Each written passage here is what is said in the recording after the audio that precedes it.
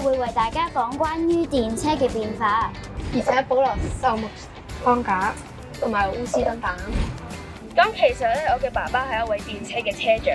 那邊就是和平紀念碑，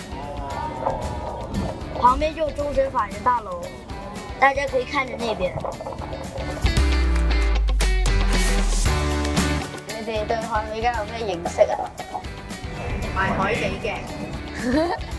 過年好難去嘅。咁天后廟咧有青燈籠，都有天后古廟。